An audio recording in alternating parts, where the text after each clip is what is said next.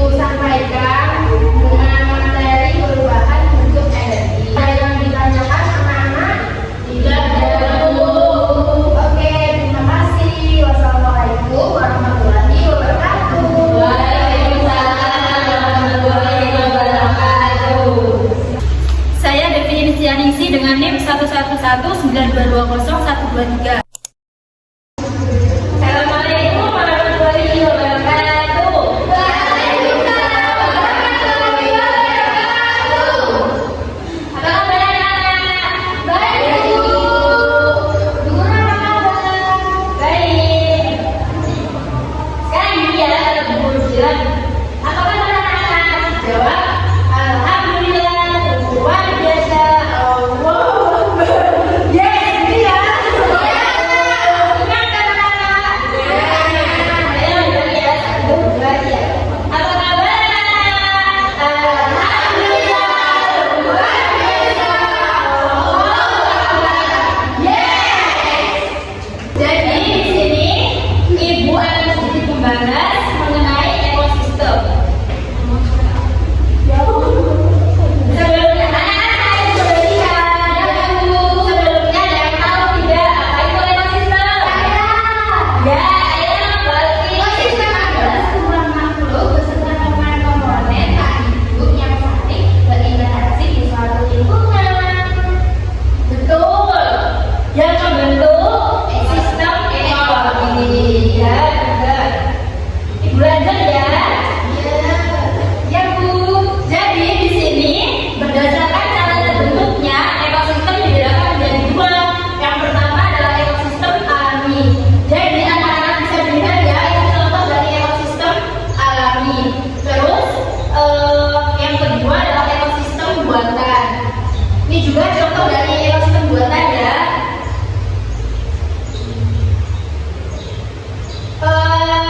Selanjutnya, Mbak Alfi boleh kita bacakan? Ya, ya Mbak. Dari satu, Kumpulan dari semua makhluk hidup dalam ekosistem, misalnya tumbuhan, hewan, bakteri, dan manusia. Dua, komponen abiotik, semua benda dan hidup dalam ekosistem, misalnya air, tanah, udara, dan cahaya matahari. jelas ya anak-anak? Jelas. Lanjut ya. Selanjutnya, komponen biotik bisa dibedakan menjadi tiga. Yang pertama apa Mbak Alfi? Individu. Bintang yang kedua. Populasi. Yang ketiga ya Mbak Yuni. Komunitas. Pinter. Nah.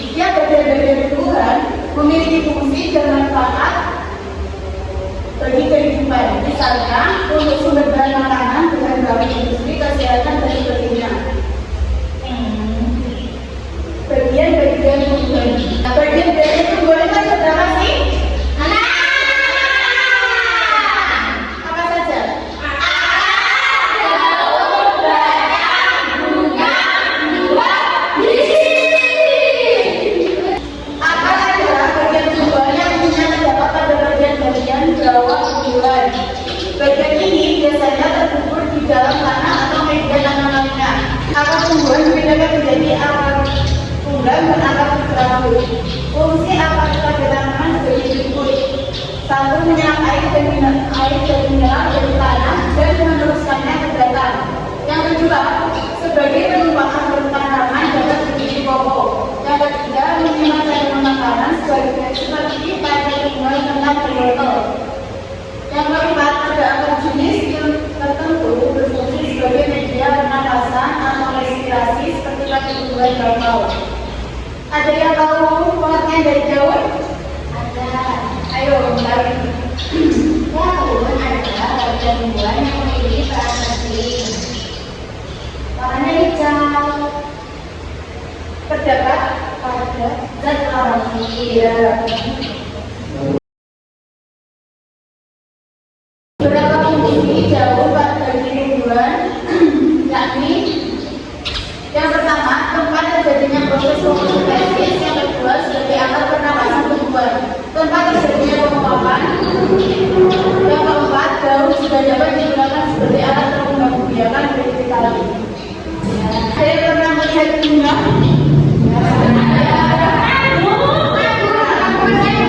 Ya. Ini pengertian dari semua, yaitu bagian tumbuhan yang dimengerti sebagai alat pengembangbiakan. Nah, proses pengembangbiakan ini bisa kita sebut sebagai penyembuhan. Tujuan untuk menghasilkan buah. Bunga terdiri dari beberapa bagian, yaitu tangkai bunga, yang kedua kelopak. Tangkai bunga untuk menghubungkan bunga dengan batang, yang kedua kelopak untuk melindungi untuk ketika bunga sudah berkembang.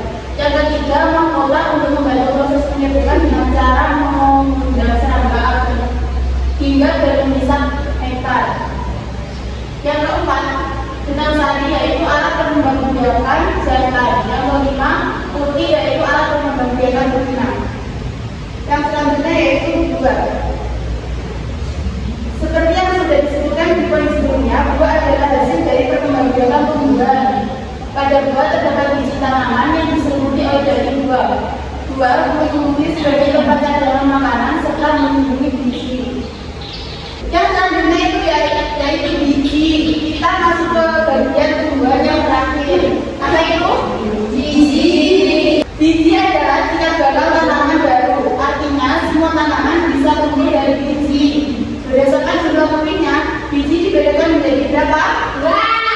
Apa saja? Monokotil dan dikotil.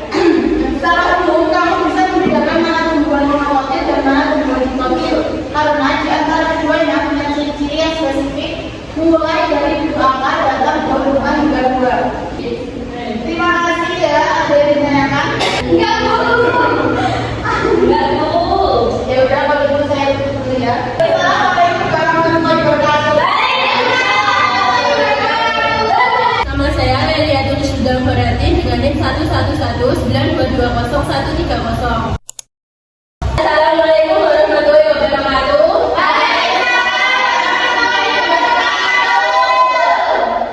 Selamat siang anak-anak. Di sini kita akan belajar mengenai penggolongan hewan berdasarkan makanannya. Di sini sebelumnya, apakah kalian sudah tahu penggolongan hewan berdasarkan makanannya ada berapa? Belum tahu. Baik, berdasarkan jenis makanannya, hewan dibagi menjadi 3 golongan, yaitu yang pertama herbivora. Ada yang tahu herbivora itu apa? Baik, betul, Mbak Jamilatun. Herbivora adalah pemakan hewan makan tumbuhan. Yang kedua adalah karnivora, dan yang ketiga omnivora. Kita akan membahas tentang herbivora. Kalian di rumah ada yang mempunyai sapi? Enggak, saya kucing. Sapi makannya apa? Iya, sapi makanannya betul. Lalu herbivora adalah jenis hewan pemakan tumbuhan. Hampir semua bagian tumbuhan bisa dimakan, seperti daun, akar, batang, bunga, buah, atau rumput. Hewan herbivora memiliki susunan gigi atas. Gigi hewan ini terdiri atas gigi seri dan gigi geraham, dan tidak memiliki gigi taring. Gigi seri berada di depan dan tidak tajam. Gigi ini berguna untuk memotong makanan. Sementara itu, gigi geraham berfungsi untuk menghaluskan makanan yang telah dipotong oleh gigi seri. Ada yang tahu ciri-ciri hewan herbivora? Makan saya, Bu. Oke. Lalu berkembang biaknya secara apa, anak-anak? Termasuk ke dalam jenis apa? Mamalia. Nah, hewan herbivora memiliki berapa kaki? 4. Ada yang tahu hewan herbivora itu apa saja? Nah,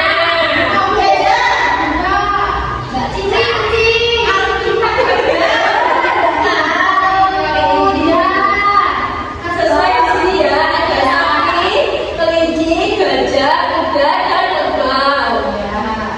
Selanjutnya membahas tentang karnivora. Ada yang tahu serigala?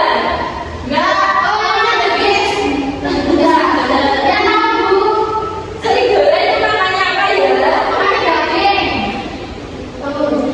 Jadi hewan karnivora itu adalah kelompok hewan yang memakan daging. Sebagian besar hewan yang termasuk di dalam kelompok ini merupakan hewan buas dan liar. Hewan karnivora berburu untuk mendapatkan makanannya. Oleh karena itu, hewan ini memiliki gigi taring yang tajam dan kuat. Gigi taring berguna untuk merobek dan mengoyak lapisannya. Hewan ini juga memiliki gigi seri yang tajam dan kuat meskipun berukuran kecil. Ada yang tahu ciri-ciri hewan karnivora? Nah, betul. Lalu apa lagi? Betul. Ada yang tahu contoh hewan karnivora?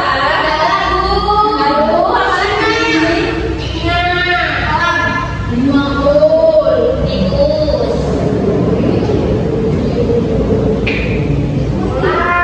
Nah, kita akan membahas tentang omnivora. Omnivora adalah kelompok hewan pemakan segalanya, yaitu bisa tumbuhan juga bisa dari daging hewan lainnya. Apa ciri-ciri hewan omnivora? Ya, betul Mas benar. Bisa. Lalu contoh hewan omnivora apa saja, Nana?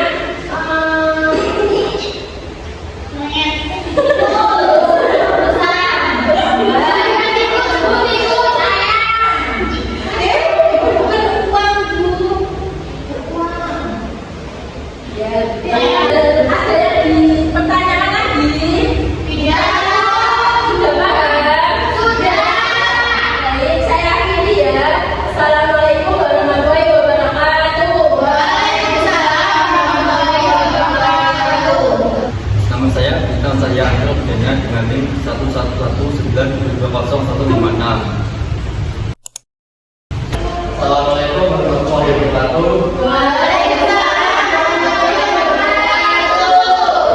Selamat siang anak-anak. Di sini kita akan membahas tentang gaya dan gerak. Yaitu kita akan membahas materi tentang jenis gaya dan macam-macam gaya. Apa Anda tahu tentang gaya? Gaya merupakan tarikan atau dorongan yang diberikan kepada suatu benda sehingga benda itu disebut gerak. Ada dua yang mendorong benda. Ada anak perempuan yang sedang bersepeda dan anak laki-laki yang sedang memainkan bola. Dan di situ disebut ada jenis gaya, yaitu gaya apa? Mari kita pelajari beberapa jenis gaya. Jenis gaya diberikan menjadi 6. 1. Gaya otot, 2. Gaya listrik, 3. Gaya magnet, 4. Gaya gravitasi, 5. Gaya gas, dan 6. Gaya desain. Apa anak-anak tahu itu semuanya? Enggak semua. mari kita bahas satu persatu. Gaya otot. Gaya otot adalah gaya yang dihasilkan oleh otot tubuh. Seperti contoh gambar anak yang sedang memutar tabang. Dan memutar tabang itu jadi gaya tarik menarik sehingga jadilah gaya otot. Yang kedua gambar domba sedang menarik domba. Yang kedua gaya strik. Gaya strik merupakan gaya yang dihasilkan oleh mantan listrik. Seperti gaya contoh diesel yang digosokkan ke rambut dan ada kertas. Kertas tersebut akan menempel pada gel karena ada muatan listrik yang terjadi pada diesel yang telah digosokkan ke rambut dapat menarik potongan kertas. Selanjutnya gaya magnet. Gaya magnet adalah gaya yang dihasilkan oleh magnet. Benda ditarik magnet disebut dengan magnetis. Benda yang tidak dapat ditarik magnet disebut non-magnetis. Selanjutnya gaya gravitasi. Gaya gravitasi merupakan gaya tarik bumi yang menyebabkan benda yang jatuh akan ke bawah. Seperti gambar berikut. Pohon, ada sebuah pohon, buah jatuh. Benda yang gerak jatuh karena gaya gravitasi disebut gerak jatuh bebas. Seperti di bumi saat ini, kita sedang di bumi. Pertama, kenapa kita di bumi tidak melayang? Ya, betul. Selanjutnya gaya pegas. Gaya pegas merupakan gaya yang dihasilkan oleh kerja benda elastis. Gaya pegas dibuat karena adanya buka gaya yang terakhir adalah gaya geser. Gaya geser merupakan gaya yang terjadi ketika dua permukaan benda saling bersentuhan. Selanjutnya kita akan membahas manfaat gaya. Manfaat gaya otot. Apa kalian tahu apa manfaat gaya otot?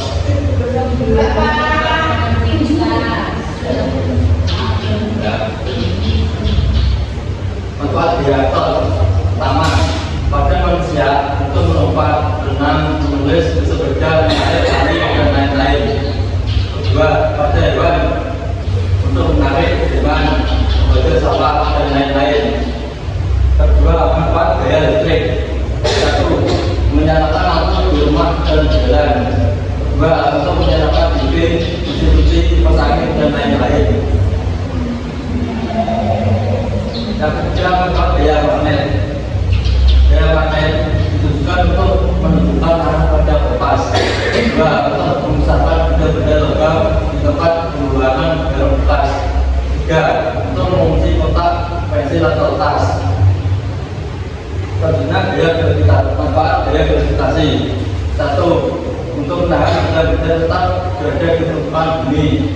Dua, untuk menjaga atmosfer tetap berada di permukaan bumi. Tiga, untuk menjaga agar bulan serta satelit buatan tetap berada di posisinya. Selanjutnya gaya pegas. Manfaat gaya pegas. Manfaat gaya pegas. Satu, dalam pembuatan berbagai. Dua, untuk bermain kapal dan bermain panahan. Terakhir, manfaat gaya geser. Satu, untuk membantu benda bergerak tanpa tergelincir. Dua, untuk membantu menghentikan benda yang sedang bergerak. Tiga, untuk menahan benda bergeser. Ada yang ditanyakan?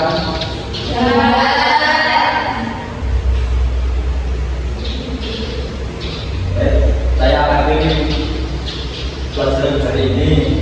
Semoga bermanfaat untuk kalian semua. Terima kasih. Wassalamualaikum warahmatullahi wabarakatuh. Saya Jamila Nisa dengan NIM 11192201117. Assalamualaikum warahmatullahi wabarakatuh. Waalaikumsalam warahmatullahi wabarakatuh. Selamat pagi anak-anak. Pagi.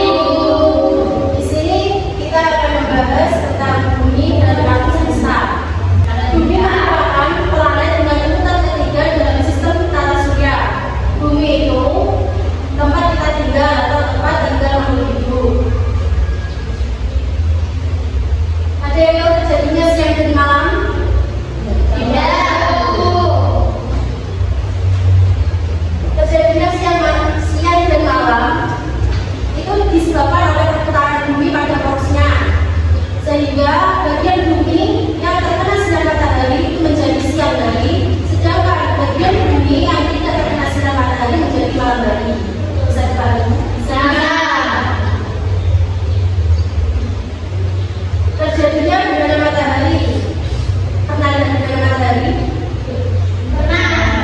Pernah kami lupa Bu. Ya benar. Soalnya sudah lama itu ada gerhana matahari. Iya.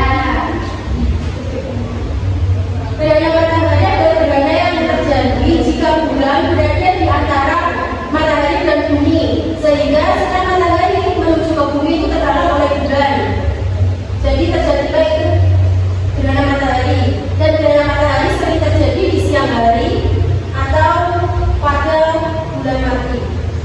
Terjadinya gerhana bulan, ada yang tahu? Enggak Bu. Enggak.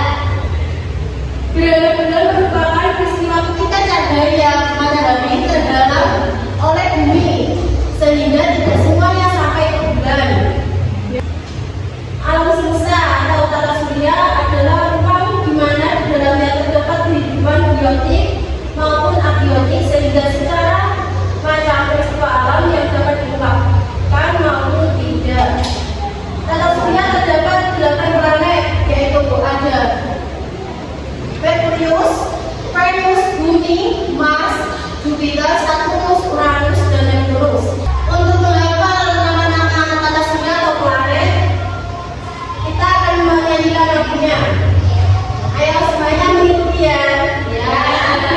Nama-nama planet dalam tata surya jumlahnya 8, Jupiter 8, Merkurius, Venus, Bumi, Mars, Jupiter, Saturnus, Uranus, dan Neptunus. Planet Neptunus, planet yang terkecil, Jupiter terbesar, lebih Saturnus. Venus itu juara, Mars merdeka, tempat di mana hidup di planet bumi. Udah kan kalau berikutnya? Sekian materi dari saya. Apabila ada kekurangan, saya mohon maaf. Wassalamualaikum warahmatullahi wabarakatuh. Saya Yuni Nurhayati dengan NIM 11192201551. Assalamualaikum warahmatullahi wabarakatuh. Hari ini kita akan membahas tentang kalor dan perpindahan kalor. Ada yang tahu kalor itu apa? Tahu. Kalor adalah bentuk energi yang berpindah dari benda yang suhunya tinggi ke benda yang suhunya rendah. Adapun pengaruh kalor terhadap suhu zat, yaitu jika suatu zat menyerap kalor maka suhu akan naik, dan jika suatu zat melepas kalor maka suhu akan turun. Kemudian pengaruh kalor terhadap perubahan wujud zat. Perubahan wujud zat yang melepas kalor adalah membeku, mengembun, dan kristal. Kemudian perubahan wujud zat